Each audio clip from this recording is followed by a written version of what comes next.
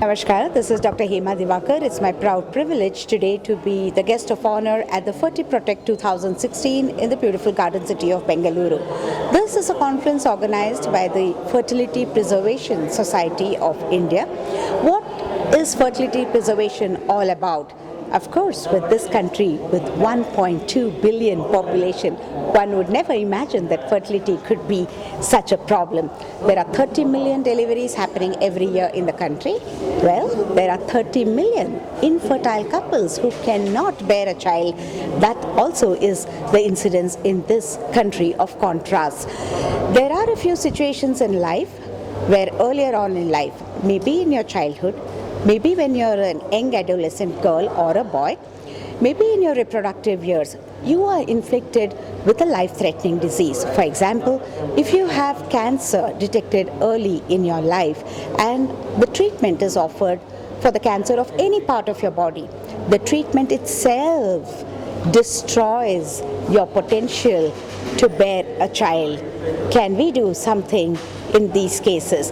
Well, ahead of planning the treatment for cancer, one should also consider whether there are some mechanisms by which the eggs from your body can be taken out of your body, frozen, and removed and thawed and used when you grow up. And many cancer survivors would find it such a boon with such a technology.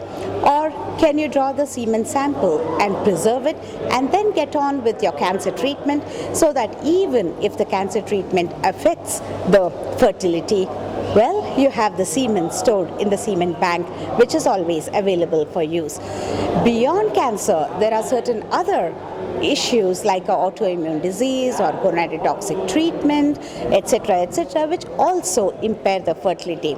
Moreover, in the era of Beti Bachao, Beti Padhao, there are many women who are into the line of education, and these empowered women would like to first educate themselves, then set their career, and then maybe they're already 35, 37 or nearing 40 when they start thinking of planning their family.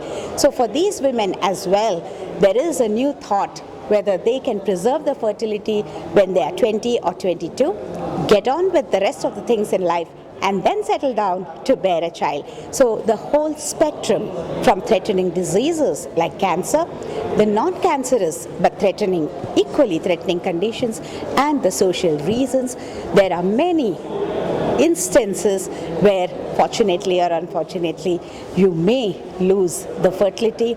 But though it's an unfortunate thing that you're inflicted with the disease or the decision making for a social reason, the fortunate part of it is the new technologies available to preserve your fertility to be used at a later point in your own life come as a very big blessing.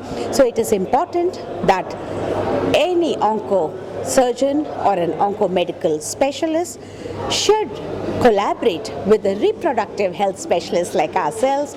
Both need to be educated on what to tell, whom to tell, and the ethical issues of decision making. If it's a little child with cancer, who would think of the future fertility?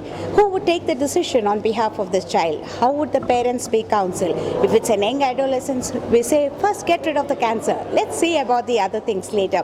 That will be the outlook, because they will not be in a proper frame of mind to decision make on these serious issues of reproduction. So it needs a lot of awareness, it needs a lot of training, it needs a lot of capacity building, it needs all stakeholders in the societies and all professionals to come together to educate the masses that yes, there is a hope even for those who are likely to lose their fertility early in life, so that later in life they can make use of the technology. What they have preserved in their ester years will come of use in their future to have the said number of children, and the family can continue to grow. Well, this in essence is the philosophy of fertility preservation, of fertility protection, and I think the Fertility Society for Preservation in India has embarked on this great journey. It's doing a great job of getting all the stakeholders together to disseminate the information, to improve their awareness and knowledge, to help the clinicians multitask and then set a new era for the population in this great country.